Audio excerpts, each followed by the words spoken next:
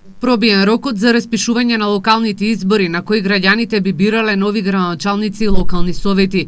Денеска беше денот кога собранието требаше да ги распише изборите, за да се одржат во мај годинава, но ниту една од политичките партии не побарала, односно не доставила иницијатива за да се распишат изборите согласно законскиот рок. Во моментов СДСМ го бара мандатот за состав на влада, а ВМРО-ДПМН инсистира на нови парламентарни избори.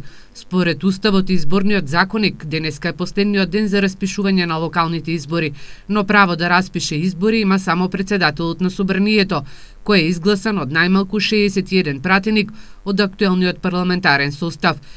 Прецизната законска одредба дека од денот на распишувањето до денот на одржувањето на изборите не може да поминат повеќе од 90 дена, ниту помалку од 70 дена. Во актуелната ситуација се комплицира поради фактот дека имаме политичка криза, а собранието не функционира.